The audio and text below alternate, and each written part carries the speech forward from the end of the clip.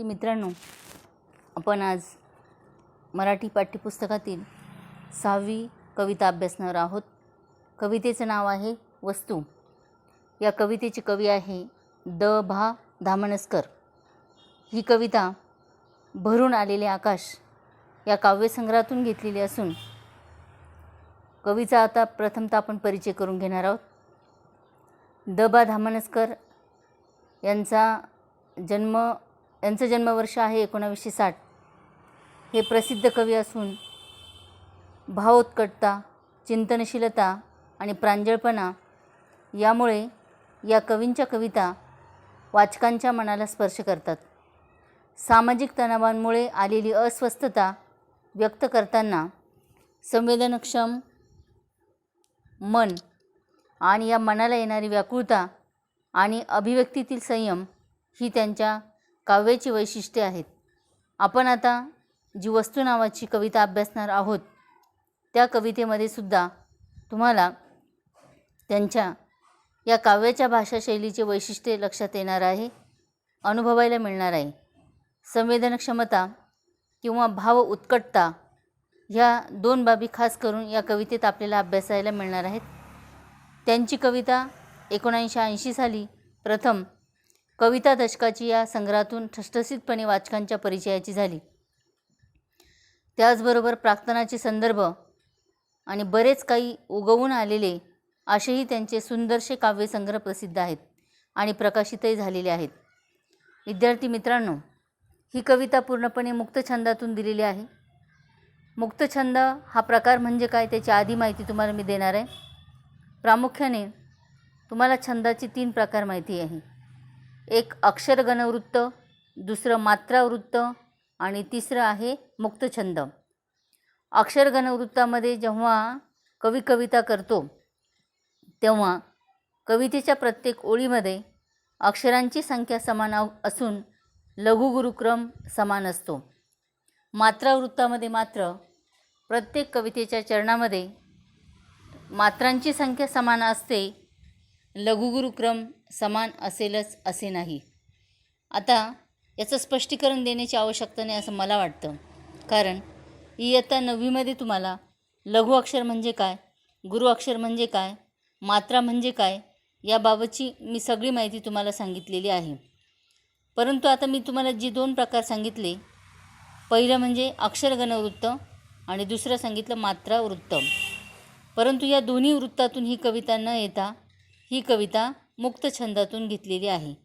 तिसरा जो प्रकार सांगितला मी छंदाचा, मुक्तछंद म्हणजे काय, तर कवी कविता करत असताना अक्षरगणवृत्ताचे किंवा मात्रावृत्ताचे कोणते बंधन न पाळता मुक्तपणे स्वतंत्रपणे तयार केलेला हा जो काव्यप्रकार आहे, या काव्यप्रकाराला मुक्तछंद असं म्हटलेलं आहे.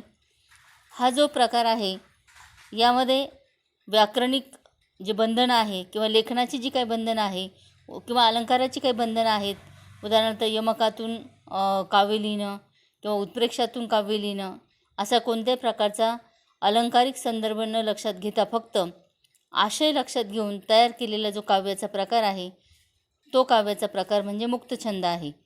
आणि ही जी कविता दिलेली आहे वस्तू, ही कविता मुक्तछंद या काव्यप्रकारातून दिलेली आहे. आता प्रत्यक्षात आपण ज्यावेळेस त्याचा अभ्यास करणार त्यावेळेस सहजगत्या तुमच्या लक्षात येईल या ठिकाणी कोणत्याही प्रकारचे व्याकरणिक बंधन पाळलेले नाही.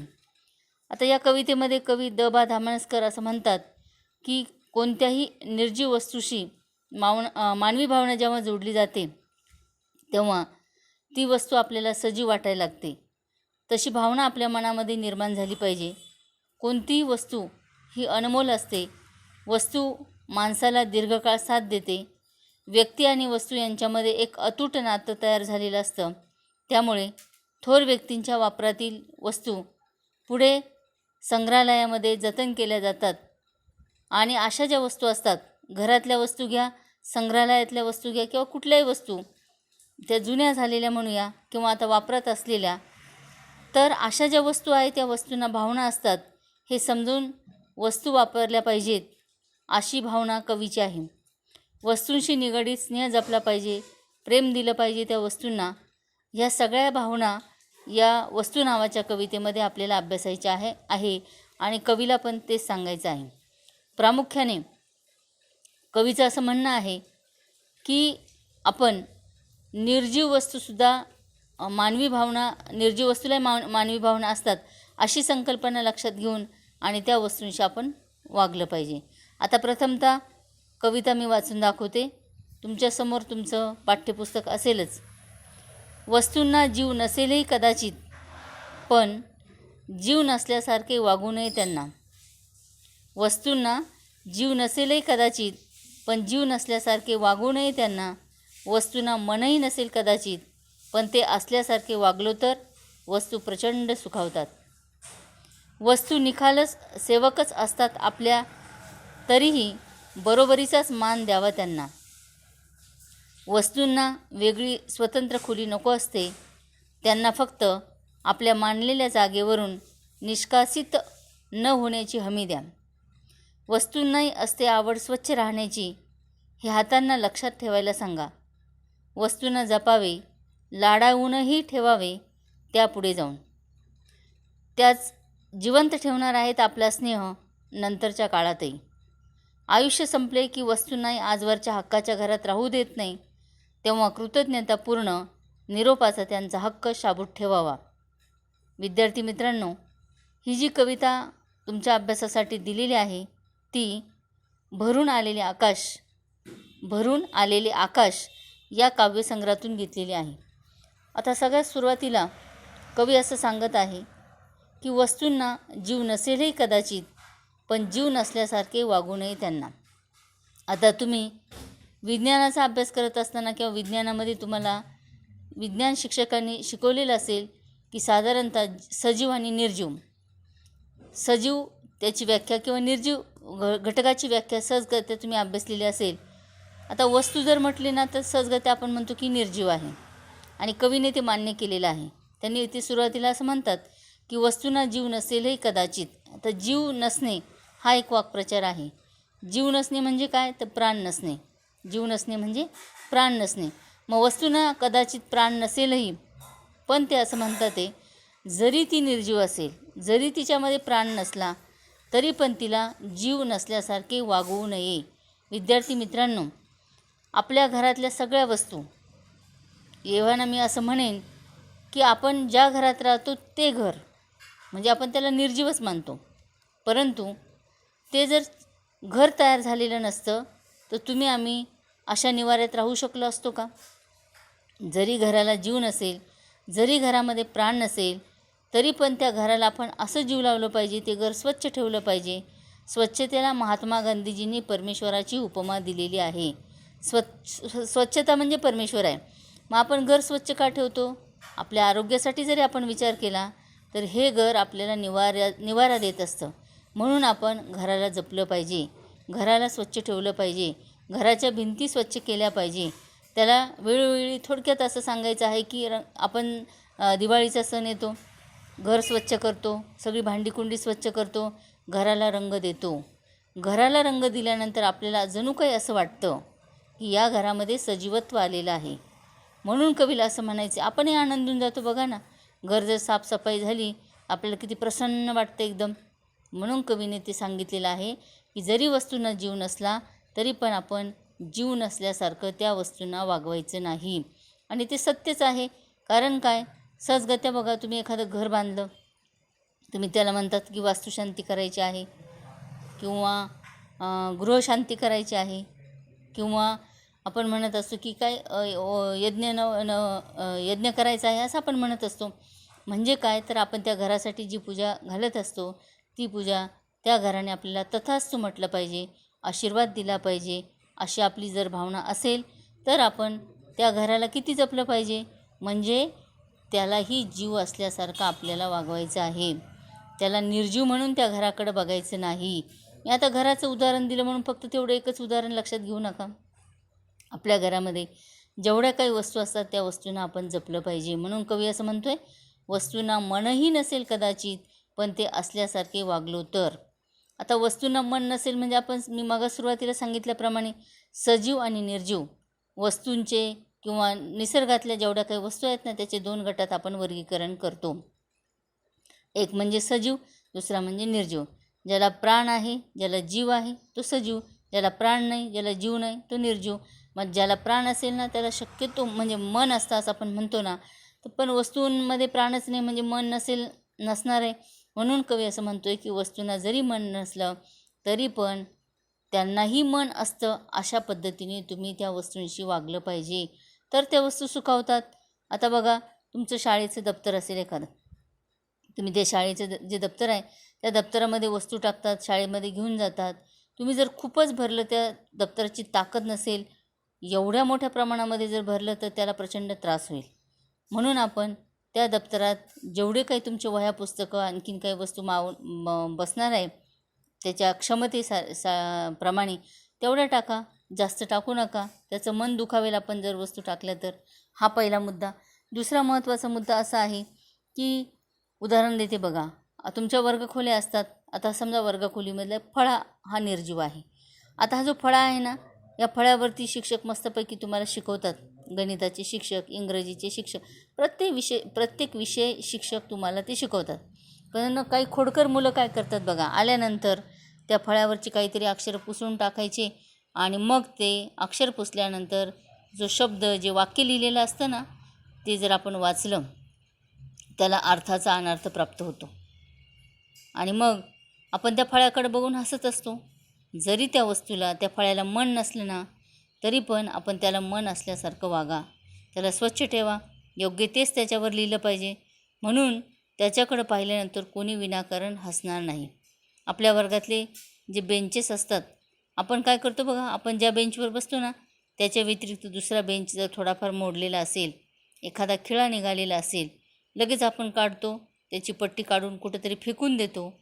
ती जरी सार्वजनिक मालमत्ता असली तरी पण त्या वस्तूला आपण जपलं पाहिजे. तिला मन असतं आणि त्या मन जरी नसलं तरी मन असल्यासारखं आपण त्या वस्तूशी वागलं पाहिजे. त्या वस्तू सुकवतात म्हणजे काय बघा, आता तुम्ही वर्गात सगळे बसलेले असतात आणि हे सगळे बेंच व्यवस्थित आहे. एखादा मित्र असं म्हणेल खिळा निघालेला आहे, तुम्ही त्याला खिळा ठोकून द्या. नंतर सगळे बेंचेस वर्गामध्ये चांगले आहे असं तुम्हाला जेव्हा वाटेल ना, तुम्ही बसताना वर्गामध्ये प्रसन्नता वाटणार आहे, फळा स्वच्छ असणार आहे, प्रसन्न वाटणार आहे. आणि म्हणून किंवा खिडकीच्या काचा असतात बघा, विनाकारण तुम्ही क्रीडांगणावर जेव्हा खेळायला जातात त्यावेळेस दगड उचलतात आणि त्या खिडकीवर मारतात. मग काय होतं, मध्यभागीच त्या काचेला तडा जातो आणि वर्गामध्ये सगळ्या काचा चांगल्या, फक्त एकच कुठंतरी ती काच कशी असते, टिचल्यासारखी दिसते किंवा छिद्र पडल्यासारखं वाटतं.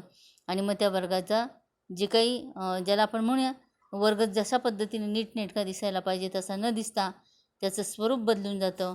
त्याच्याकडे वेगळ्या दृष्टीने आपण बघतो. म्हणजेच काय, तर या निर्जीवावर सुद्धा आपण प्रेम केलं पाहिजे. त्यांना असे दगड वगैरे मारायचे नाही. सगळ्या वस्तू जरी निर्जीव असल्या तरी त्यांना सजीव मानून, त्यांना मन आहे असं मानून, समजा काचेवर दगड मारला तर त्या काचेलाही त्रास होईल असं आपल्या मनात आलं पाहिजे. मग आपण त्याला मारायला नको, म्हणजे वर्ग नीटनेटका राहील, तुम्ही बसाल, अभ्यासही चांगल्या पद्धतीने होईल आणि त्या वस्तू पण सुकावतील. वस्तू सुकावल्या म्हणजे आपल्याला पण मोठ्या प्रमाणामध्ये आनंद होईल. हा भाव आपण जाणला पाहिजे. आणि म्हणून कवी द.बा. धामणसकर यांना असं म्हणायचं आहे की वस्तूंना मनही नसेल कदाचित, पण ते असल्यासारखे आपण वागलो पाहिजे. तर तसं वागलो तर त्या वस्तू काय होणार आहे, सुखावणार आहे. म्हणून कवी म्हणतात की निर्जीव वस्तूशी आपल्या मानवी भावना जोडल्या पाहिजे. तुम्ही बघा, घरी एखादी आजी असते, त्या आजीच्या जुन्या काळातल्या काही वस्तू असतात. उदाहरणार्थ तुम्ही जर पानाचे पुढे पानडबे म्हणतात बघा, ते जर पाहिले ना तर कधी लोखंडी पानपुडा दिसेल, कधी पितळी पानपुडा दिसेल. त्या पानपुड्यामध्ये आता तुम्ही आज ज्या वस्तू घेतात ना त्याच्याही पेक्षा जुन्या कालखंडातल्या ज्या काही वस्तू आहेत ना त्या अतिशय टिकाऊ आणि अतिशय उपयोगी, त्याच्यातून सगळ्या प्रकारच्या गरजा भागेल अशा प्रकारच्या तयार केलेल्या वस्तू आहेत. म्हणून आपण ह्या सगळ्या जुन्या नव्या सगळ्या वस्तूंना आपण काय केलं पाहिजे, जपलं पाहिजे. त्यानंतर पुढे कवी काय म्हणतोय बघा दुसऱ्या कडव्यामध्ये, वस्तू निखालस सेवकच असतात आपल्या. निखालस म्हणजे अगदी खरं आहे. या वस्तू आपल्या काय असतात, सेवक असतात. आता मी तुम्हाला घराचं उदाहरण दिलं. काय, घरच नसेल तर आपल्याला निवारा मिळेल का, मग आपले सेवकच आहे. तुमच्या घरातला झाडू आहे, झाडूने ते झाडलंच नाही, घर घाण निघेल का, नाही.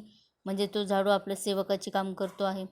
कोणती वस्तू घ्या तुम्ही, तुमचा साधा साबण ठेवायचा जो स्टँड आहे तो पण लक्षात घ्या, किंवा तुमच्या घरातला तवा आहे, त्यानंतर गॅसची शेगडी असेल, तुमची घरातली चूल असेल, किंवा तुमचे दूध तापवण्याचे, भाजी करण्याचे भांडी असतील, पातेले असतील, आणखीन तुम्ही ज्यावर बसता तो तुमचा कॉट असेल, तुमचा सोफा असेल, किंवा आणखीन काय असेल, तुमच्या पायातली चप्पल असेल, तुम्ही अंगात घातलेले कपडे असतील, कोणतीही वस्तू घ्या. ही वस्तू जर नसेलच तुम्हाला तर काय होईल विचारून घ्या. अगदी खरं आहे. मी आता जेवढी उदाहरणं दिले, तुम्ही कपडा घातला नाही तर काय होणार आहे? आपली सेवा जर त्या कपड्याने केली नाही तर आपण उघडेच राहणार. आपली सेवा जर चप्पलने केली नाही तर आपल्याला अनवाणी जावं लागेल. भांडी कुंडी नसेल तर आपल्याला जेवण शिजवता येणार नाही, खाता येणार नाही, अन्नाची गरज भागवता येणार नाही. म्हणजे काय तर या ठिकाणी वस्तू या सतत दीर्घकाळ आपल्याला साथ देतात, त्या अनमोल आहे. तुमची पुस्तक आहे, निर्जीव म्हणतात तुम्ही, त्या पुस्तकातून किती ज्ञान मिळतं आणि ह्या ज्ञानाचा वापर आपण जीवन जगण्यासाठी करत असतो. पण आपण काय करतो, काही जी पुस्तकं आहेत ना ते कुठेही ठेवून देतो आणि इतकी धूळ बसते त्याचा वापरही करत नाही. हातातून घेतलं की जोरात फेकून देतो, बरोबर आहे. म्हणजे आपण त्या वस्तूंना शून्य किंमत देतो. पण कवीला असं म्हणायचं आहे की खरोखर आपले सेवक अगदी खरे, निखालस म्हणजे अगदी खरे ते आपले सेवक असतात. त्यामुळे आपण त्या वस्तूंना प्रचंड जपलं तर पाहिजे. पण तरीही निखालस जरी असले, सेवक जरी असले ना, तरी आपल्या बरोबरीचा त्यांना मान दिला पाहिजे. आपली सेवा करतात ते, मग आपण त्यांना मान दिला पाहिजे. म्हणजे काय, कुणी उच्च कुणी नीच नाही, कोणी सजीव निर्जीव जरी असले तरी सगळ्यांना सारखी वागणूक आपण दिली पाहिजे. हा भाग आपण लक्षात घ्या. बरोबरीचा मान दिला पाहिजे म्हणजे काय, तर तुम्ही ज्या भांड्यामध्ये भाजी शिजवतात ते भांडेसुद्धा काय केलं पाहिजे, स्वच्छ घासलं पाहिजे. ती भांडीसुद्धा स्वच्छ घासली पाहिजे, स्वच्छ ठेवली पाहिजे, घर स्वच्छ ठेवलं पाहिजे, वह्या पुस्तकं स्वच्छ ठेवले पाहिजे, दप्तर स्वच्छ ठेवलं पाहिजे. भरपूर तुमच्या अशा उदाहरणं लक्षात आली पाहिजे. जुन्या वस्तू तुमच्या घरामध्ये काय असतील तर त्या वस्तूंनासुद्धा तुम्ही जपलं पाहिजे, लक्षात घ्या. त्यामध्ये पुढे कवी असं म्हणतोय, वस्तूंना वेगळी स्वतंत्र खुली नको असते. आता तुम्ही काय करतात बघा, अडगळ हा शब्द अतिशय योग्य आहे याच्यासाठी.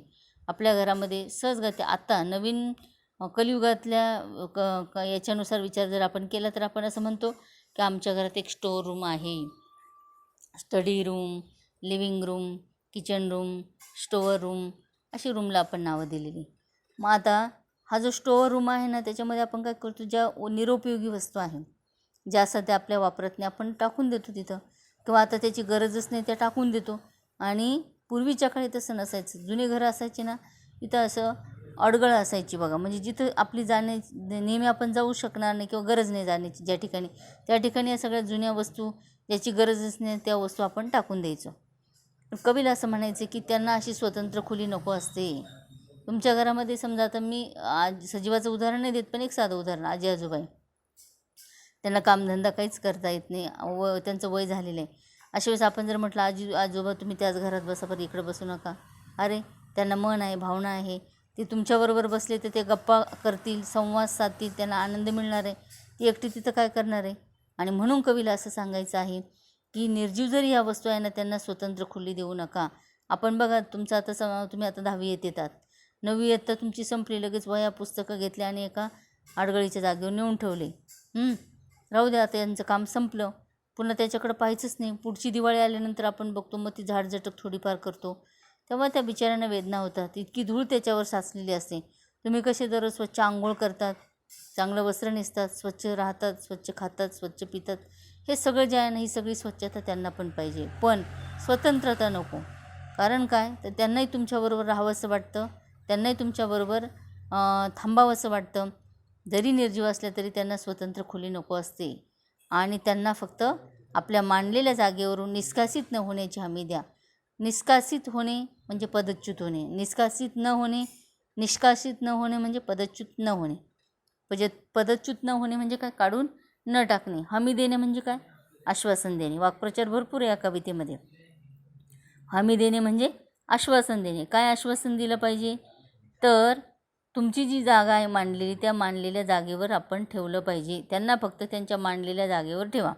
आता उदाहरणार्थ तुमचं किचन रूम आहे किंवा स्वयंपाक खोली आहे, तिथे ज्या ज्या वस्तू ठेवतात ना, त्या वस्तू व्यवस्थित आपण ठेवल्या पाहिजे, त्यांना पण मान दिला पाहिजे.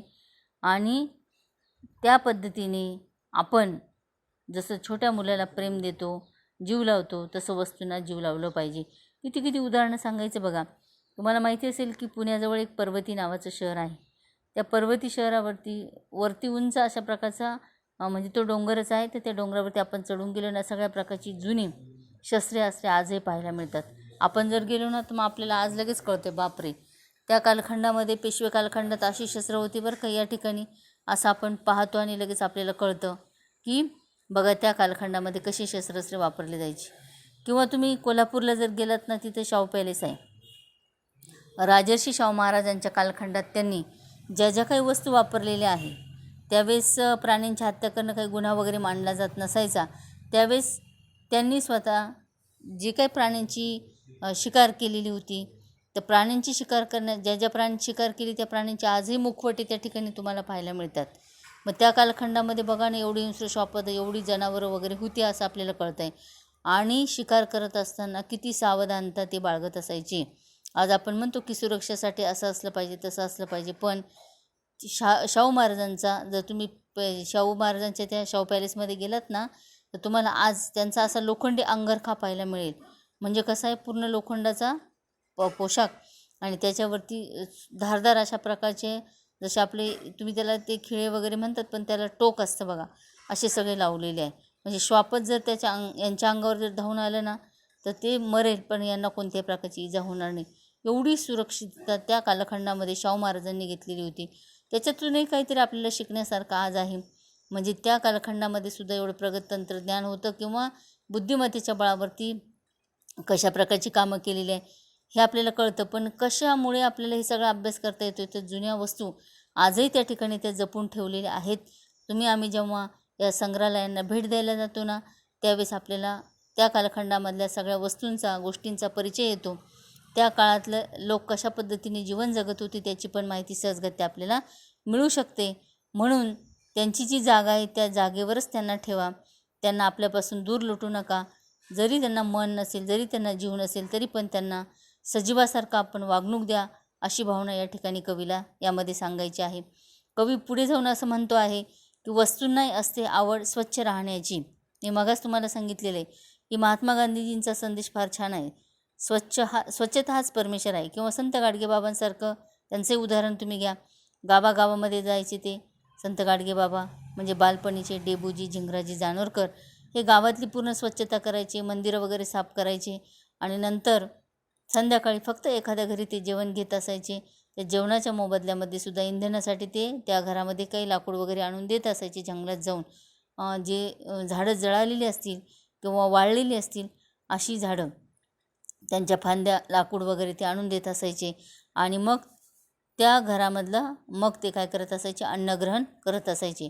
पण स्वच्छतेचा मंत्र जसा गाडगेबाबांकडे होता, त्यांनी त्याची अंमलबजावणी प्रत्यक्षात केली होती स्वतः, तसं महात्मा गांधीजींनी पण खेड्याकडे चला स्वच्छता राखा. तुम्ही बघा 2 ऑक्टोबर या दिवशी आपण पूर्णपणे 2 ऑक्टोबर हा महात्मा गांधीजींचा जन्मदिन आहे. या जन्मदिनी आपण ग्रामस्वच्छता अभियान राबवत असतो. शाळांमध्ये मुलं गावागावांमध्ये जाऊन ठिकठिकाणी जाऊन सगळी स्वच्छता करत असतात. आता अवतीभोवतीचा परिसर घ्या, इथं असणारी दुकानं, तुमची शाळा घ्या, शाळेतल्या वस्तू घ्या, शालेय परिसर घ्या, वर्गखोल्या घ्या, ह्या सगळ्या ज्या बाबी आहेत ना, या सगळ्या बाबी जरी निर्जीव असल्या तरीसुद्धा त्यांनासुद्धा स्वच्छ राहण्यास आवडतं. म्हणून कवीने असं सांगितलेलं आहे की वस्तूंनाही असते आवड स्वच्छ राहण्याची. म्हणजे आपण काय केलं पाहिजे, तो परिसर स्वच्छ ठेवला पाहिजे, वर्गखोल्या स्वच्छ ठेवल्या पाहिजे, सार्वजनिक वस्तू स्वच्छ ठेवल्या पाहिजे, शालेय परिसर स्वच्छ ठेवला पाहिजे. तुमच्या शाळेमध्ये छोट्या मोठ्या कुंड्या असतात बघा, त्या कुंड्यांमध्ये झाडं लावलेली असतात. तुमच्यासारखी शाळकरी मुलं येतात आणि सहजगत्या तुमच्या असलेली जी शक्ती, ऊर्जा आहे ना, तिचा गैरवापर करतात. जोराने पायाला त्या कुंडीला लाथ मारून आणि लोटून देतात.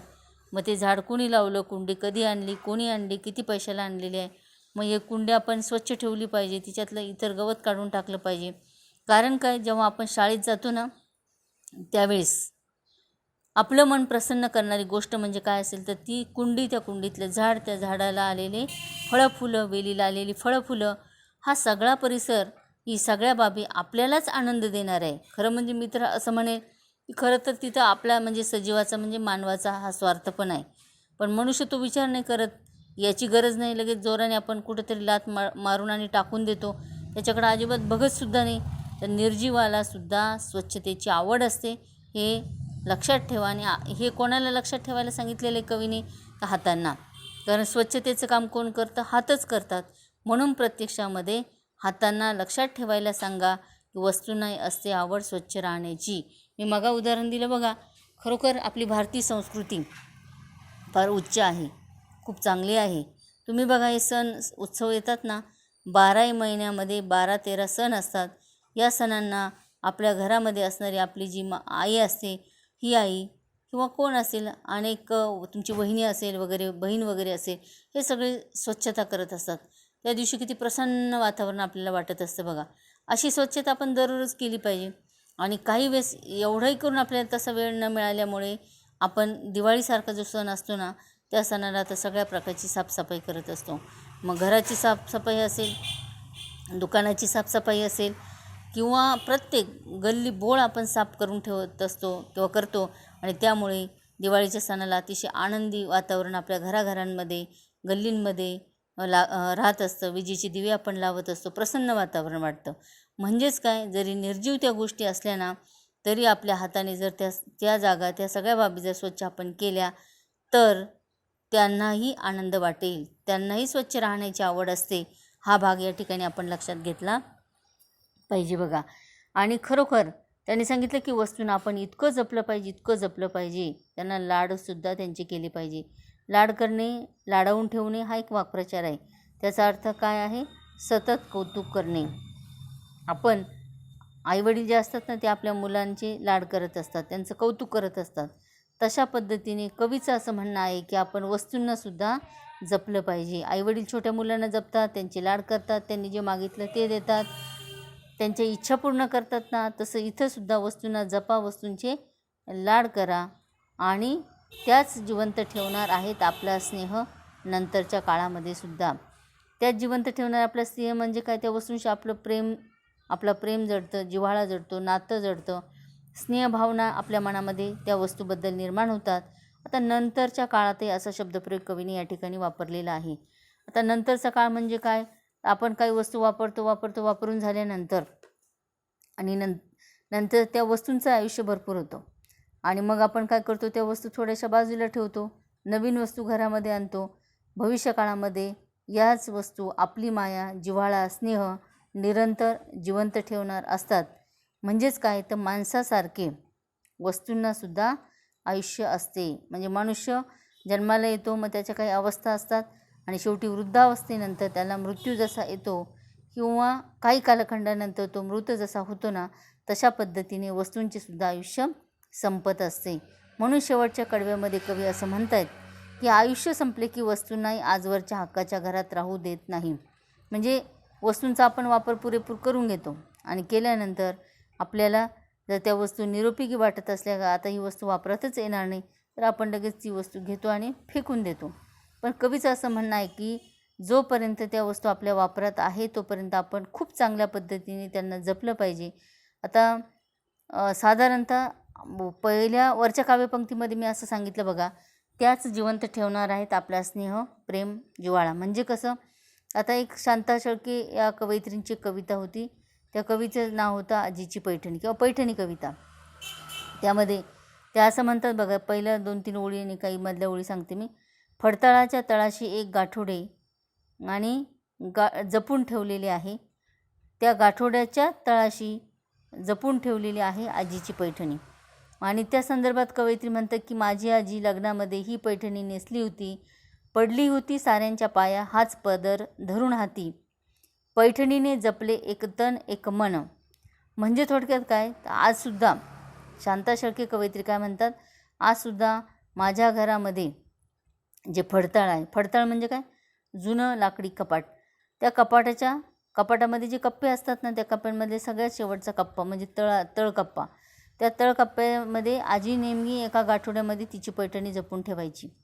आणि ती कुठं असायची? त्या गाठोड्यात जेवढे कपडे आहेत त्या कपड्यांमध्ये सगळ्यात खाली. त्यावेळेस जेव्हा आजी ती फडताळ उघडायची, गाठोडं काढायची आणि त्याच्या सगळ्यात खालची पैठणी काढली की मग कवयित्री म्हणतात की मला आजी स्वतःच्या आठवणी सांगत असायची. काय सांगायची? की मी ही पैठणी माझ्या लग्नात नेसले होते, डोक्यावर पदर घेतला होता, सगळ्यांच्या पाया पडले होते, हातात पदर धरून.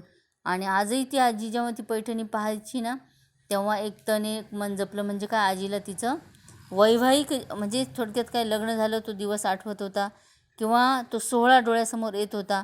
म्हणजे थोडक्यात काय, तो आनंदाचा क्षण आजीला कशामुळे आठवला, तर ती पैठणी जपून ठेवल्यामुळे.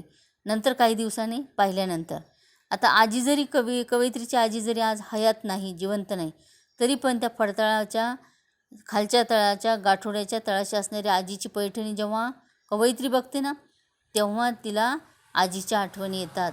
आजीच्या आठवणी तिच्या मनात जाग्या होतात. आणि मग आजीने आपल्यासाठी काय काय केलेलं आहे, आणि त्या ज्या आठवणी आहेत त्या आठवणी कवयित्रीला आनंद देतात. म्हणून कवयित्री म्हणते की की त्याच जिवंत ठेवणार आहेत आपला स्नेह, आपलं प्रेम, आपला जिव्हाळा. पण कधी? नंतरच्या काळात. मी मगा उदाहरण दिलं बघा, राजर्षी शाहू महाराजांचा कालखंड बराच काळ होऊन गेला, तरी आज आपण जेव्हा शाहू पॅलेसमध्ये जातो कोल्हापूरला, तेव्हा आपल्याला वाटतं की शाहू महाराजांनी बघा अशा पद्धतीने हे कोल्हापूर जे संस्थान होतं ना, त्या संस्थानाचा असा कारभार केलेला आहे. अशा पद्धतीने त्यांनी हा इंजिनियर कोणी असतील अन्य, त्यांच्याकडून कवीना पण अशा प्रकारचा पॅलेस उभा केलेला आहे. आणि त्यांनी जी प्राण्यांची शिकार केलेली आहे, त्या प्राण्यांची मुखवटे आजही तिथं दिसतात आहे. त्यांचा अंगरखा दिसतो मी मगा सांगितल्याप्रमाणे. अजून त्याच्या पलीकडे जाऊन तुम्ही जर सातारला गेला रयत शिक्षण संस्थेमध्ये, आजसुद्धा त्या ठिकाणी कर्मवीर भाऊराव पाटलांच्या, म्हणजेच त्यांना अण्णा सगळे म्हणायचे, या अण्णांच्या आठवणी तुम्हाला आजही दिसणार आहे. काय आहे तिथं माहिती आहे? अण्णांची गाडी आहे, कपडे आहे, पादत्राणे आहे, सगळ्या प्रकारची वस्तू आजही तुम्हाला त्या ठिकाणी दिसणार आहे. त्याचा ते थोडक्यात संग्रहित केलेलं आहे. तुम्ही गुजरात या ठिकाणी गेला ना, तर त्याही ठिकाणी आदिमानव कसा जगत असायचा, कशा पद्धतीने जुन्या म्हणजे आदिमानव जो होता ना, त्या कालखंडातले लोक अशा पद्धतीने जीवन जगायचे, हे सगळं चित्र तुम्हाला त्या संग्रहालयाच्या रूपाने त्या ठिकाणी बघायला मिळणार आहे. म्हणजे ज्या ज्या ठिकाणी वेगवेगळ्या प्रकारची संग्रहालय आहेत ना, तर ह्या सगळ्या संग्रहालयांमध्ये जर आपण गेला तर त्या त्या ठिकाणच्या आठवणी आजही आपल्याला तत्कालीन, मग तो कोणताही काळ असू द्या, प्राचीन असू द्या, अर्वाचीन असू द्या, मध्ययुगीन असू द्या, या सगळ्या काळातल्या आठवणी आपल्याला येतात किंवा जाणवतात किंवा मिळतात. म्हणजे थोडक्यात इथं कवीला असं काय सांगायचं आहे बघा मित्रांनो, की आपण जुन्या वस्तू असू द्या, नाहीतर नव्या वस्तू असू द्या, त्या निर्जीव आहेत ना, म्हणून निर्जीव म्हणून त्याच्याशी निर्जीवासारखं न वागता त्याला जीव आहे, त्याला आपण प्रेम द्या. जीव आहे असं माना, मग आपण त्याला प्रेम द्या. वस्तू माणसासारखे संवेदनशील असतात असं वाटू द्या आणि मग त्यांना प्रेम द्या. खरोखरच आहे. तुम्ही बघा, आज आपण असं म्हणतो, एक सोपं उदाहरण मी तुम्हाला सांगते. 5वीच्या पाठ्यपुस्तकामध्ये एक धडा आलेला आहे. धड्याचं नाव आहे भांड्यांच्या दुनियेत. तुम्ही जर तो धडा अभ्यासला ना, त्या धड्यामध्ये सगळ्या जुन्या वस्तू दिलेल्या आहे. काय काय माहिती का? जातं आहे, खलबत्ता आहे, त्याच्यानंतर जातं माहिती ना, ते लग्नाची ती हळद वगैरे दळतात बघा. त्यानंतर दगडी पाटा, वरवंटा, म्हणजे पाट्यावरती आपण आता जसं मिक्सरमध्ये आपल्याला जे काही फोडणीला टाकायचं ते जसं आपण ग्राइंड करतो बारीक, तसं पाट्यावरती वाटायची त्यावेळेस. त्या जुन्या काळात एक रांजण असायचं, रांजणात पाणी भरलं जायचं. जर रांजण खूप दिवसाचा झाला ना, तो बाजूला ठेवून दिला जायचा आणि मग रांजणावर रांजणे ठेवले जायचे, एकावर एक असं. एकामध्ये कांदे, एकामध्ये लसूण, एकात हे तृणधान्य, कडधान्य, हे सुद्धा त्या रांजणांमध्ये भरलेलं असायचं. वाडगं असायचं मातीचं, परात, त्याच्यानंतर काठवट भाकरी करण्यासाठी लाकडाची बनवलेली, त्यानंतर चांबडी बुधलं असायचं. काही लोक तर भोपळा आहे ना, भोपळा वाळवायचे, आतला भाग तो काढून टाकायचा आणि भोपळ्यामध्ये सुद्धा अशा वेगवेगळ्या प्रकारच्या वस्तू ते ठेवत असायचे. अतिशय महत्त्वाच्या वस्तू, परंतु त्या भोपळ्यामध्ये पण ठेवायच्या. मी आता सांगितलेला खलबत्ता किंवा दगडी खल, अशा पद्धतीने जुन्या ज्या वस्तू आहेत ना, या सगळ्या वस्तू घराघरांमध्ये आजही पाहायला मिळतात. त्या जपून ठेवलेल्या आहे. आता आपण भरपूर म्हणत असतो की आधुनिक युग आहे, यंत्रयुग आहे. यंत्रयुगामध्ये काय गरज आहे आम्हाला पाट्याची, वरवंट्याची, जात्याची वगैरे वगैरे. कधीतरी वीज खंडित होतेच, आपल्याला त्याची गरज लागते. मग सहज आपण म्हणतो बघा ना, जुनं ते सोनं.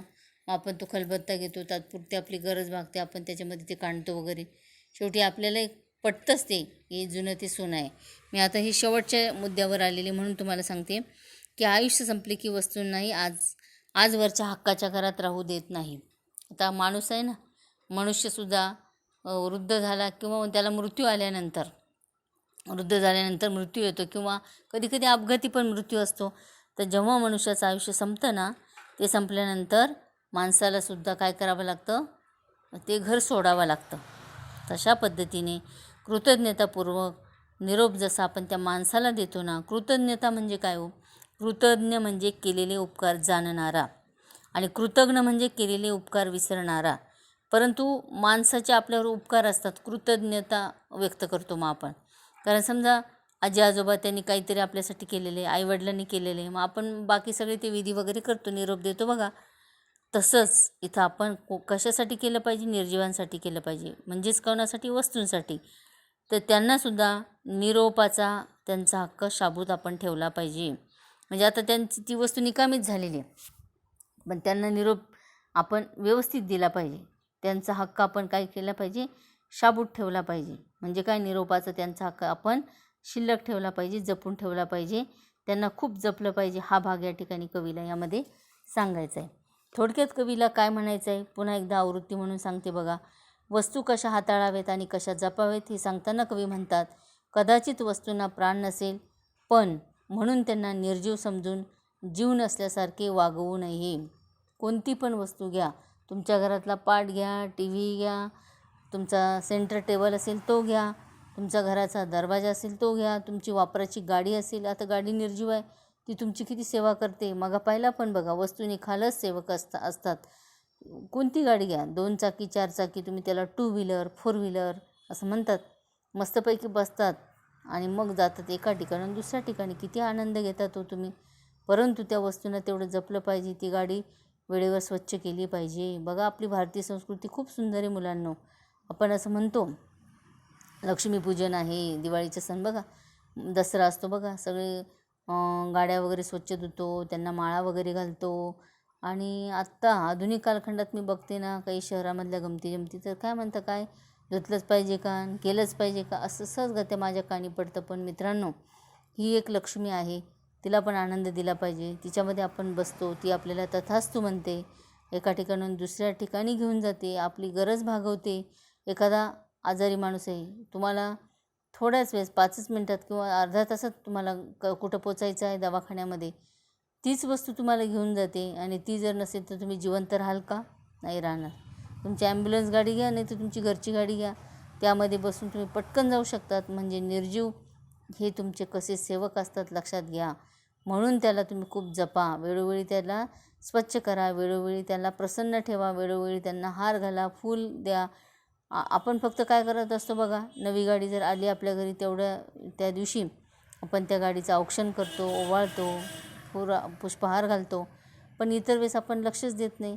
मी मगाच सांगितलं बघा, निर्जीव घर आहे, घराला तोरणं बांधतो आपण सणाला, दिवाळीचा सण असेल, दसरा असेल, मस्त घराला फुलमाळा प्रत्येक दरवाजाला लावतो. म्हणजेच काय आहे, कवी म्हणतो ते एकदम बरोबर आहे, त्या बिचाऱ्या सुखावतात. आपण जर त्यांना मन आहे, त्यांना जीव आहे असं जर वागवलं तर त्या काय होतात? सुखावतात. ते आपल्या सेवक असतात. मी गाडीचं उदाहरण दिलेलं तुम्हाला. किंवा तुमच्या हातातला पेन आहे, तो कसा आहे? निर्जीव. वही निर्जीव. वहीमध्ये तुम्ही लिहितात कशाने? पेनने.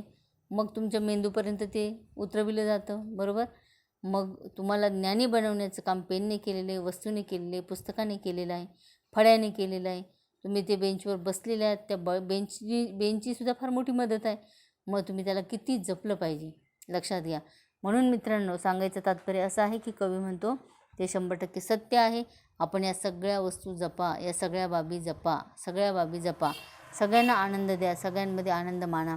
म्हणून खरे म्हणजे वस्तू आपल्या सेवेत रमतात, त्या आपले चाकर असतात, पण तरी त्यांना समान दर्जा द्या, आपल्याबरोबरीचा दर्जा द्या. मी म्हणाले ना की आपल्याला जसा सण उत्सव असेल तर नवा कपडा घालावा असं वाटतो ना, निदान त्यांना स्वच्छ धुवा, निदान त्यांना फुलांची माळ घाला, असं तरी आपण केलं पाहिजे. वस्तूंना वेगळी व स्वतंत्र खोली नको असते.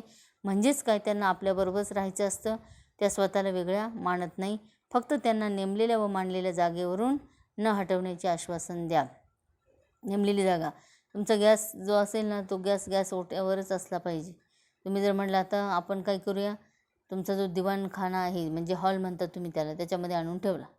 तुमची जी पुस्तकं आहेत ना ती तुमच्या किचन रूममधल्या स्वयंपाक खोलीतल्या रॅकवर नेऊन ठेवल्या, चालेल का? नाही. त्यांची जागा जिथं आहे ना त्याच ठिकाणी त्यांना रमवू द्या. त्यांना जेवढं पेलवणार आहे ना तेवढंच त्याच्यावर ठेवा. जास्त बोजा देऊ पण नका. कारण काय की त्याची जी क्षमता आहे ती क्षमता पाहून आपण वागलं पाहिजे. तुम्ही बघा छोटे मुलं असतात, आई म्हणते अरे तेवढं पेलवणार नाही त्याला, एवढं नको देऊ, थोडंच दे त्याचं वजन. मग जर आई एवढी जपते त्या मुलाला तर आपण निर्जीवाला सुद्धा तशा पद्धतीने जपलं पाहिजे. त्याची क्षमता आपण ओळखली पाहिजे. त्यांना बाजूला सोडू नका, आपल्याजवळच राहू द्या. वस्तू हाताळताना आपले घाणेरडे हात पण त्यांना लावू नका. त्यांनाही स्वच्छतेची प्रचंड आवड असते. हे हातांनीही चांगले लक्षात ठेवले पाहिजे. वस्तूंना जीवापाड जपलं पाहिजे, त्यांची काळजी घेतली पाहिजे, त्यांचे लाड केले पाहिजे. एखाद्या लहान गोजीरवाण्या बालकासारखी त्यांची काळजी घेतली पाहिजे. त्यांना लाडवून ठेवा, हरकत नाही. कारण भविष्यकाळामध्ये याच वस्तू आपली माया जिव्हाळा स्नेह निरंतर जिवंत ठेवणार आहे. मी सांगितलं ना काही वस्तू तुम्ही जपून ठेवा आणि खूप दिवसानंतर पहा. आईने एखादी वेळेस तुमचं घराचं ते पडताळ उघडलं आणि सांगितलं बघ तुम्ही आता खूप मोठे 10वीला असं मी म्हणेल, म्हणजे आता 10वीलाच आहे तुम्ही, पण तुम्ही पहिलीला असतानाचा तुमचा काय असेल छोटाच त्या वयामध्ये तुम्ही जो ड्रेस घालत असेल तो काढून दाखवला, आपल्याला प्रचंड आनंद होतो. आणि आपण काय म्हणतो, अरे बापरे मी अशा पद्धतीचा ड्रेस घालत होते का? तुम्हाला हसू येतं, आनंद होतो. तो आनंदाचा क्षण हा सुद्धा तुमचा आयुष्याचा 1 तास वाढवणारा असतो, लक्षात घ्या मित्रांनो. म्हणून आपण ह्या वस्तूंनासुद्धा काय केलं पाहिजे, जपलं पाहिजे. आणि माणसांसारखेच वस्तूंचे आयुष्य संपते. मरणानंतर माणूस हक्काच्या घरात राहत नाही ना, त्याला जसा भावपूर्ण निरोप दिला जातो त्याचप्रमाणे वस्तूंचे आयुष्य संपले की आपण त्यांना हक्काच्या जागेवरून हलवतो. तेव्हा माणसाने हे लक्षात ठेवावे की त्यांनाही कृतज्ञतापूर्व निरोप द्यायचा असतो. हा निरोपाचा त्यांचा हक्क माणसाने कायमचा ठेवायचा असतो. म्हणजे प्रेमाने निरोप द्या त्यांना, असं कवीला या ठिकाणी सांगायचं आहे. आता आपण कृतीकडे जाऊया. बघा, आकृत्या सांगितलेल्या आहे. वस्तूंची माणसासारखी असणारी वैशिष्ट्ये, म्हणजे वस्तूंसुद्धा माणसासारखी काय वैशिष्ट्य असतात, तर सेवक असतात, त्यांना स्वच्छता आवडते, त्यांनासुद्धा माणसांसारखे लाडवले पाहिजे. दुसरा प्रश्न आहे, वस्तूंजवळ माणसासारख्या नसणाऱ्या गोष्टी. वस्तूंना जीव नसतो, वस्तूंना मन नसते. त्यानंतर ईमध्ये विचारलेलं आहे, कवीने वस्तूंवर मानवी भावनांचे केलेले आरोप. तर काय आरोप केलेले आहे? वस्तू सुखावतात, वस्तू सेवक असतात, वस्तू लाड करून घेतात, वस्तू मरण पण पावतात, असा आरोप केलेला आहे. कारणे लिहा. वस्तूंना जपावे आणि त्यांची लाडही करावीत, कारण नंतरच्या काळातही त्या आपला स्नेह जिवंत ठेवणार आहे. पुढचा प्रश्न आहे, वस्तूंना हक्काच्या घरात राहू दिले जात नाही, कारण त्यांचे आयुष्य संपते. काव्यसौंदर्य विचारलेले. कवितेतील खालील ओळींचे रसग्रहण तुमच्या शब्दात करा. कवितेतील ओळी दिलेल्या बघा. तुम्हाला हा प्रश्न 4 गुणांसाठी परीक्षेला विचारला जातो. इथं दिलेल्या ज्या ओळी आहेत त्याच परीक्षेला येतील असं नाही, दुसऱ्या कोणत्या पण ओळी येतील, पण आपल्याला त्याचं उत्तर लिहिता आलं पाहिजे. ओळ दिलेली आहे, वस्तूंनाही मन नसेल कदाचित, वस्तूंना मनही नसेल कदाचित, पण ते असल्यासारखे वागलो तर वस्तू प्रचंड सुखावतात. आता तुम्हाला मी नेहमी सांगितलेलं आहे किंवा सांगते की कवितेच्या ओळींचं रसग्रहण करताना 3 मुद्दे लिहिले पाहिजे. एक आशय सौंदर्य, एक काव्य सौंदर्य आणि एक भावसौंदर्य किंवा भाषिक सौंदर्य. आता आशय सौंदर्यात काय लिहिणार बघा. नेहमी आशय सौंदर्य लिहित असताना आशयाच्या सौंदर्याच्या ओळी तर लिहायचीच आहे, माहिती तर लिहायचीच आहे, पण ही ओळ कोणत्या कवितेतील असून कवी कोण आहे हे लिहायला विसरायचं नाही. आणि शक्यतो काव्यसंग्रहाचं नाव लिहिता आलं तर अतिउत्तम आहे. म्हणून कसं लिहिणार बघा. पहिला मुद्दा घ्यायचा आशय सौंदर्य. त्यामध्ये असं लिहायचं आहे की भरून आलेले आकाश या काव्यसंग्रहातील द.बा. धामणसकर यांची वस्तू नावाची कविता असून या कवितेमध्ये कवीने वस्तूंना सजीवाची उपमा दिली किंवा वस्तूंना मन आणि जीव जरी नसला तरी आपण त्याला सजीवाप्रमाणे वागवलं पाहिजे, त्यांना सहानुभूती दिली पाहिजे, त्यांना प्रेम दिलं पाहिजे, प्राणीमात्रांसारखा सजीव मानलं पाहिजे, अशी कल्पना कवीने यामध्ये सांगितलेली आहे. काव्य सौंदर्यामध्ये आपल्याला काय लिहिता येणार आहे, तर ह्या ज्या वस्तू असतात ना, या वस्तूंना मन असतात, भावना असतात, त्यामुळे आपण त्यांना जपा. बरीच माणसं असे असतात की वस्तूंना निर्जीव समजतात, त्यांच्याशी निर्दयपणे वागत असतात, त्यांना कसे पण हाताळतात. माणसांच्या कठोर कृत्यावर भाष्य करताना कवी असं म्हणतात की वस्तूंना जरी जीव नसला, मनही नसेल, पण त्यांना कठोरपणे वागवू नका. त्यांना मन आहे असं समजा, त्यांना जीव आहे असं समजा आणि त्यांना आनंद द्या. त्याही आनंदित होत असतात, त्याही सुखावत असतात. आपल्या कुटुंबातील त्या घटक आहेत अशी आपुलकी आपण दाखवली तर वस्तूही आपल्याला प्रेम आणि माया देतील. त्यानंतर तिसरा मुद्दा आहे तो म्हणजे भाषिक सौंदर्य. भाषिक सौंदर्यामध्ये ही पूर्ण कविता मी मगा सांगितल्याप्रमाणे मुक्त छंदातून कविता दिलेली आहे.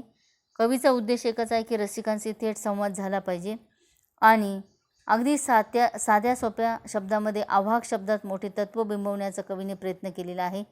वस्तू आणि माणूस यांच्यातील स्नेहबंध आत्मीयतेने जपायला हवा हा संदेश अगदी हळूवार पद्धतीने कवीने सांगितलेला आहे.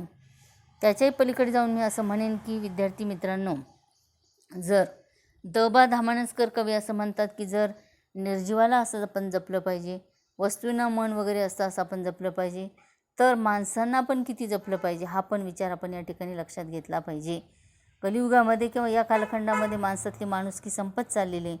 माणूस हाच माणसाला माणुसकीचं वर्तन देऊन वागू शकत नाही. तर जर इथे कवीची कल्पना जर आपण लक्षात घेतली तर कवी जर एवढं निर्जीवाला प्रेम द्यायला सांगतो आहे तर आपण सजीवाशी कसं वागलं पाहिजे ही पण एक अतिशय ज्याला गूढ कल्पना म्हणूया ती कवीच्या या कवितेद्वारे आपण लक्षात घेणं गरजेचं आहे. त्यानंतर दुसरा प्रश्न आहे म्हणजे काव्य सौंदर्यामधला आ बघा, वस्तूंना असते आवड स्वच्छ राहण्याची, याबाबत तुमचा दृष्टिकोन सांगा. आता तुमचा दृष्टिकोन तुमचा म्हणजे तुम्हाला तुमचं मत मांडायचं आहे, तरी पण तुम्हाला कवितेद्वारेच हे मत मांडावं लागणार आहे.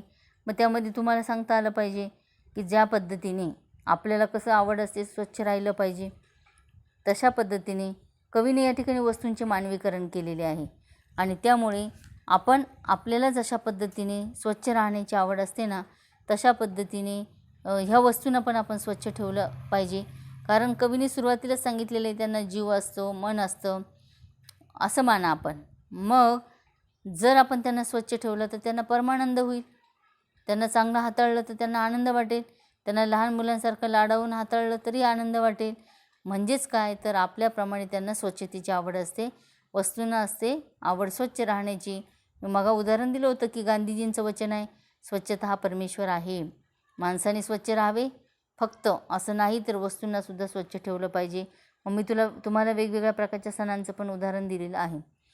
दुसऱ्या ईमध्ये विचारलेलं आहे, एखादी वस्तू बिघडल्यामुळे तुमची फजिती कशी झाली याचं वर्णन करा. तर बघा, घरामध्ये गृहिणी या नात्याने सांगते मी, घरामध्ये समजा तुमचं मिक्सर आहे आणि ते बिघडलेलं आहे आणि तुम्ही काय यांत्रिक युगात जगत असल्यामुळे तुम्ही ते जुन्या वस्तू काही घेतलेल्याच नाही, खलबत्ता वगैरे काहीच नाही. काय करायचं, म्हणून पाहुणे आलेले आहे, स्वयंपाक तर मोठा करायचा आहे. मग आता काय करायचं, फार मोठी फजिती झालेली. इकडं शोध तिकडं शोध, काय कर, पाटा नाही, वरवंटा नाही, तुमचा तो खल नाही, बत्ता नाही, काहीच नाही, काय करायचं, फार मोठा प्रश्न.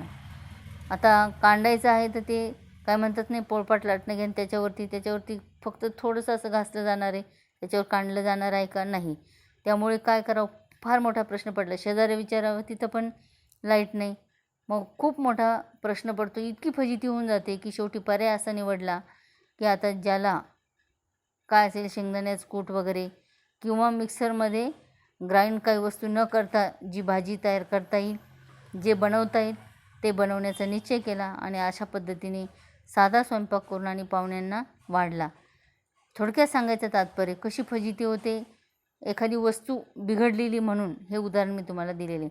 किंवा तुम्ही सहज चाललेले शाळेमध्ये आणि तुमच्याकडं आहे दप्तर, तर तुम्ही काय झालेलं आहे, दप्तरामध्ये खूप काही वस्तू कोंबलेल्या आहे, त्याची क्षमतेपेक्षा जास्त, आणि मग रस्त्याने जात असताना तुम्हाला पायी जायचं आहे, तुमच्या घरापासून शाळेचं अंतर 3 किलोमीटरचं आहे, तुम्हाला दुसरं काही साधन पण नाही, तुम्ही खचाखच भरलेलं आहे ते दप्तरात, मग वह्या पुस्तके, तुमचं काय जेवणाचं म्हणजे टिफिन म्हणतात ते, तुमची पाण्याची बॉटल म्हणतात ते, हे सगळं तुम्ही त्यात टाकलं, कोंबलं म्हणेल मी थोडक्यात, कोंबलं चालले ना. आधी थोडीशी फाटलेली तुमचं ते दप्तर, नंतर रस्त्याने जात असताना ते फाटत पुन्हा काय होऊन गेलं, तुटलं गेलं.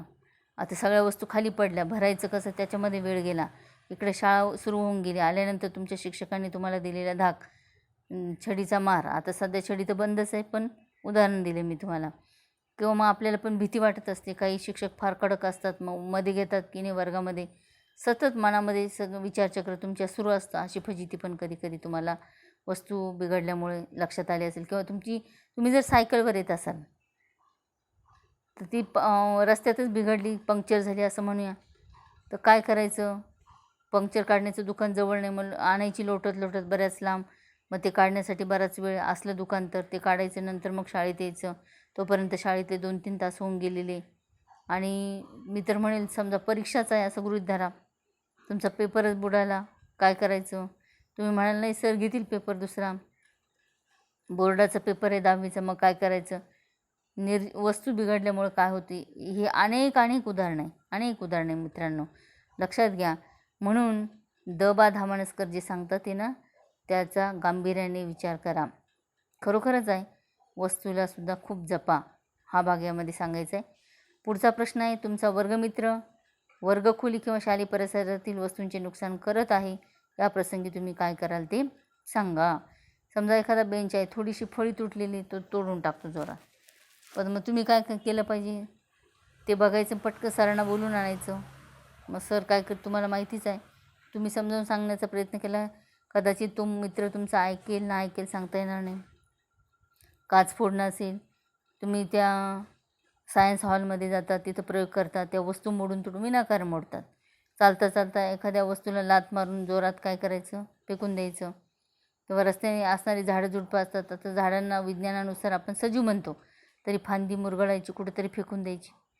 रस्त्याने जाता जाता कुठेतरी, म्हणजे जे काही चांगलं दिसतंय ना त्याला काहीतरी विस्कळीत करायचं, अशी आपल्याला कधी कधी घाणेरडी सवय असते ना, तर ह्या सवय आपण मोडून टाका.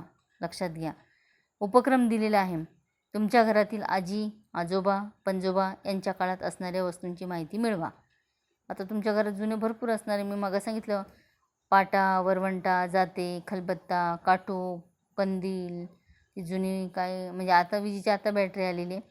त्याच्यानंतर वेगवेगळ्या प्रकारच्या जुन्या काही ज्या वस्तू असतील, मी मागं सांगितल्याप्रमाणे पानाचा पुडा, किंवा आणि काय दगडी पाटा, रांजणं, वाडगे, पराती, हे सगळं जुन्या वस्तू ह्या आजीच्या काय असतील का, तर त्या आजी आजोबा पणजोबांच्या कालखंडामधल्या त्या आठवा, जपून ठेवा. किंवा जुने शेतकरी जर आजी आजोबा असतील, त्या नांगर वगैरे ते जुने तिथंच पडलेले असतील बऱ्याच दिवसाच्या, पण मस्त असतात बरं का त्या टिकाऊ वस्तू, तर ती माहिती मिळवा. वस्तूंची नीट काळजी घेणाऱ्या आपल्या कुटुंबातील सदस्याची मुलाखत घेऊन संवाद लेखन करा.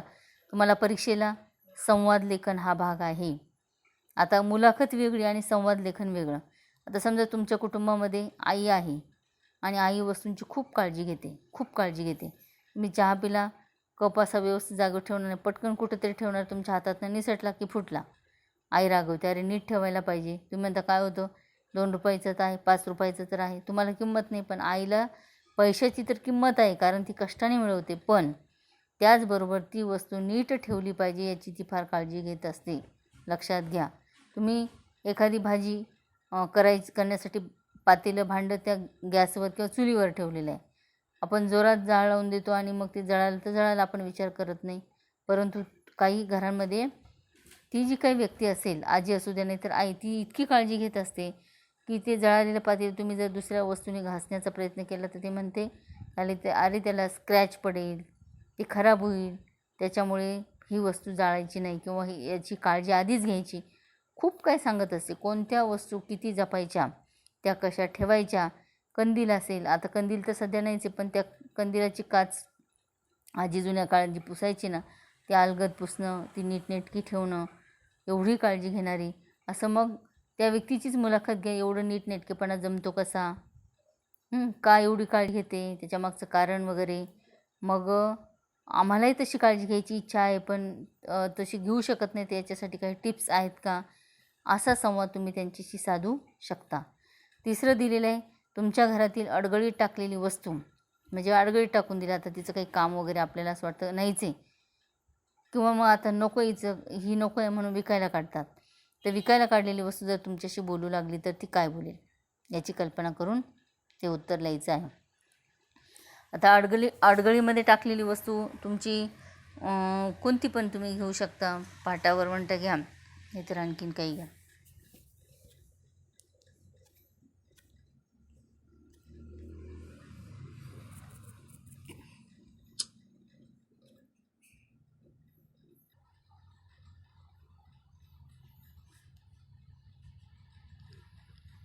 जिल्हा परिषद शाळा साक्री, पंचायत समिती भुसावळ, जिल्हा जळगाव. पौर्णिमा फेगडे सादर करीत आहेत इयत्ता 7वी मराठी पाठ क्रमांक 5 भांड्यांच्या दुनियेत. उन्हाळ्याची सुट्टी सुरू होताच अरुण व अदिती आजी आजोबांकडे गावी पोहोचले. तिथे मामाची मुले त्यांची आतुरतेने वाट पाहत होती. आता काय, मुलांची नुसती धमाल. आंबे, कलिंगडे, ऊस खाणे आणि विहिरीत पोहणे असा मुलांचा कार्यक्रम निश्चित असायचा. उन्हामुळे आजी त्यांना दुपारी घराबाहेर जाऊ द्यायची नाही. दुपारी मुले घरातच काही ना काही खेळ खेळायची. अशाच एका दुपारी मुले लपाछपी खेळत होती. माधव व राज्य होते. अदिती कोठीच्या खोलीत लपायला गेली. तेवढ्यात तिचे लक्ष कोपऱ्यात ठेवलेल्या जात्याकडे गेले. तिने पहिल्यांदाच जाते पाहिले होते. हे काय आहे असे पुटपुटत तिने आपल्या भावंडांना कोठीच्या खोलीत बोलावले अन जाते दाखवले. त्यांच्याकडे पाहून जात्याने स्मितहास्य केले. काय मुलांनो, ओळखलं का मला? मी जातो. तू इथे काय करतोस? काय सांगू तुम्हाला, आजकाल लोक माझा फक्त लग्नाची हळद दळण्यासाठीच उपयोग करतात अन नंतर असं कोपऱ्यात ठेवून देतात. आता काय, माझे नवीन मित्र सगळे सोयरे स्वयंपाकघरात विराजमान झाले आहेत. तुझे मित्र सगळे सोयरे कोण ते आम्हाला नाही समजलं. तुम्हाला काहीच माहिती नाही आमच्याबद्दल? सांगूया का आपण यांना आपला जन्म, विकास आणि आपल्याला होत गेलेल्या बदलांबद्दलची माहिती? कोठीतील जुन्या प्रकारची सर्व भांडी माना डोलवतात.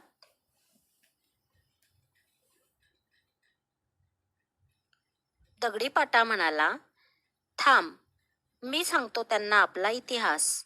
बरं का मुलांनो, मानव जसा शेती करू लागला, स्थिर जीवन जगू लागला, तशी त्याला अन्न शिजवणं, अन्न साठवणं यासाठी भांड्यांची आवश्यकता वाटू लागली. या गरजेपोटी त्यानं मातीपासून मडकी, पसरत, ताटल्या, वाडगे, पराती, रांजण, घडे अशा नित्योपयोगी वस्तू बनवल्या. माधव म्हणाला, अरे पण आम्ही आजही मातीच्या माठातलं थंडगार पाणी पितो, छोट्या छोट्या मडक्यात दही लावतो. पण काय रे, माणसाने फक्त मातीचीच भांडी बनवली का?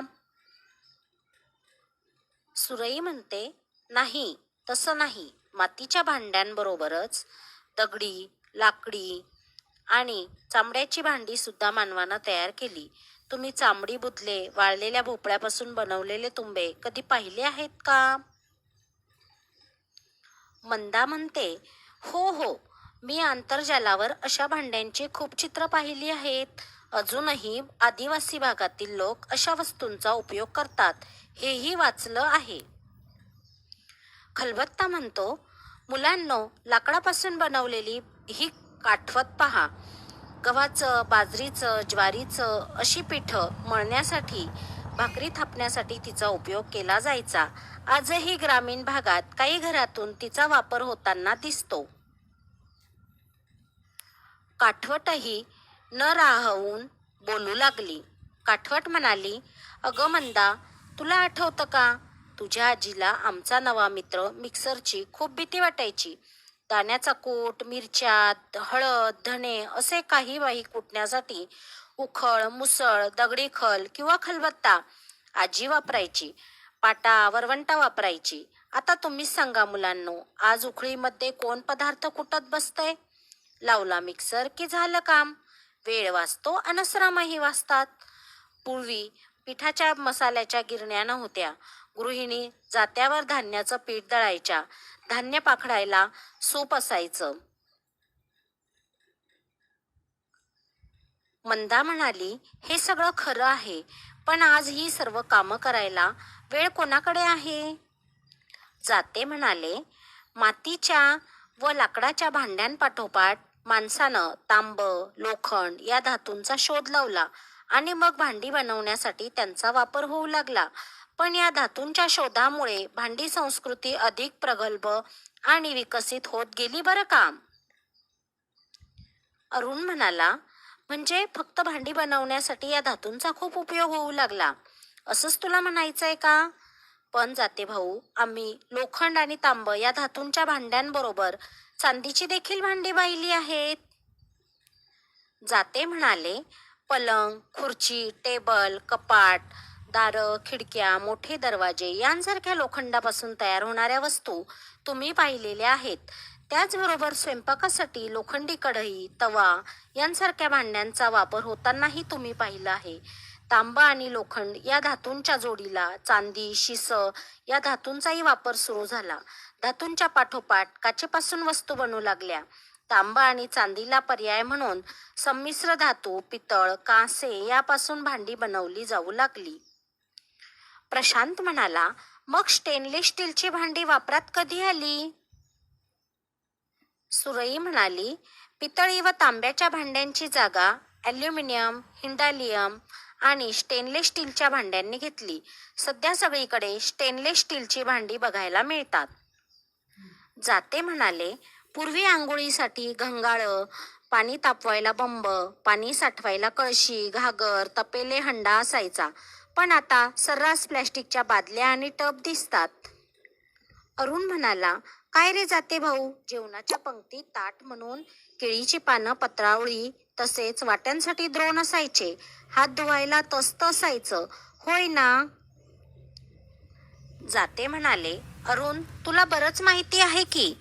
गाई म्हशींच्या दुधासाठी कासंडी किंवा चरवी, ताकासाठी कावळा, लोण्याचा वाडगा, तुपाची बुदली, बुडकुली, ओगराळी, पळी, तसराळी, कुंडा अशा कितीतरी नावाची भांडी स्वयंपाकघरात वावरत असायची. आता स्वयंपाकघरात गॅसची शेगडी वापरत असल्याने चूल व त्यावर स्वयंपाक करण्याचं प्रमाणही कमी होत आहे. मंदा म्हणाली, पण या काळात मातीपासून तयार होणारी भांडी बंद झाली का? उखळ म्हणाले, नाही, तसं नाही. या धातूंच्या शोधामुळे मातीची भांडी बनवणं बंद झालं असं मुळीच नाही. उलट आज भांडी तयार करण्यासाठी माती वापरण्याची परंपरा म्हणजे साहित्य संस्कृतीचा पाया मानला जातो. जाते म्हणाले, आज मोठ्या प्रमाणात चिनी माती किंवा सिरॅमिक्स यांचा वापर करून विविध भांडी व वस्तू तयार होत आहेत. झाकणाच्या भांड्यांचा प्रसार झाला. किटलीचा रंग, आकार, त्यावरील नक्षीकाम तसंच रत्नजडित सुर्या अशा कलात्मक गोष्टी भांड्यांमध्ये येऊ लागल्या. अदिती म्हणाली, हो, हे अगदी खरं आहे. आमच्या घरी स्टेनलेस स्टील, नॉनस्टिक व कोटेड मेटलची भांडी आहेत. खलबत्ता म्हणाला, प्रत्येक जण स्वतःच्या खिशाला परवडणारी, सहजपणे उपलब्ध होणारी आणि वापरण्यास सोपी असणारी भांडी खरेदी करण्याचा प्रयत्न करतो. प्रशांत म्हणाला, एकूण काय तर भांडी हे मानवी संस्कृतीचं अविभाज्य अंग आहे.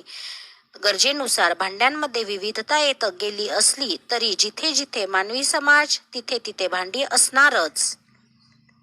अदिती म्हणाली, आज आम्हाला तुम्हा सर्वांबरोबर खूप मजा आली.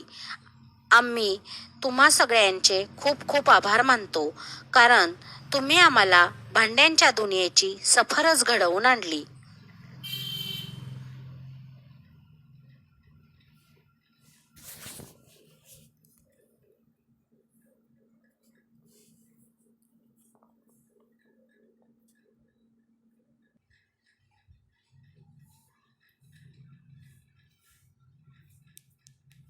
विद्यार्थी मित्रांनो, उपक्रमामध्ये तिसरा जो प्रश्न दिलेला होता, तुमच्या घरातील अडगळीत टाकलेली वस्तू किंवा विकायला काढलेली वस्तू जर तुमच्याशी बोलू लागली तर ती काय बोलेल याची कल्पना करून लिहा.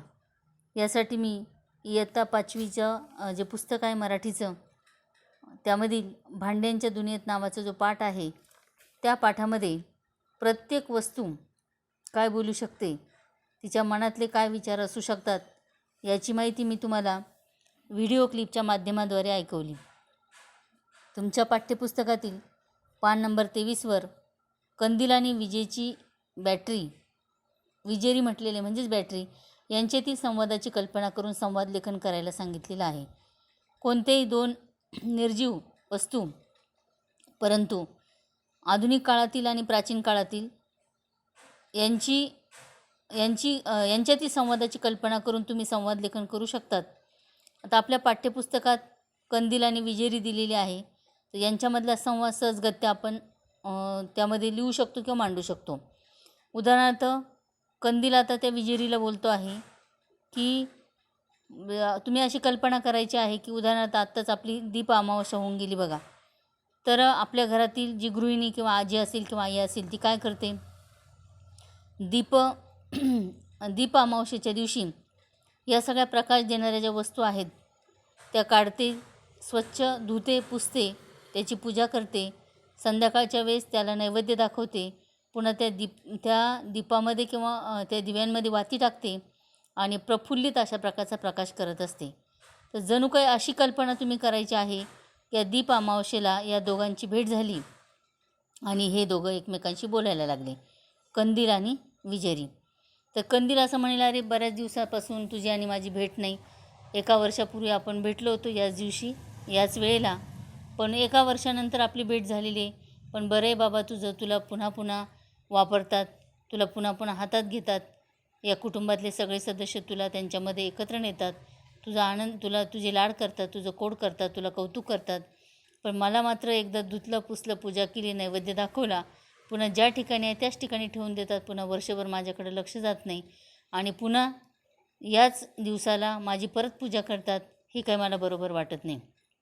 माझं काम खरं म्हणजे इतरांना प्रकाश देण्याचं आहे, परंतु मी मात्र सध्या निराशेत झाले. मला जवळजवळ असं मन अडगळीत टाकून दिलेले कधीमधी माझी आठवण येते आणि मग हे लोक मला बोलवतात, मग मी यांच्यामध्ये येतो, पण माझ्या परत जुन्या आठवणी जाग्या होतात.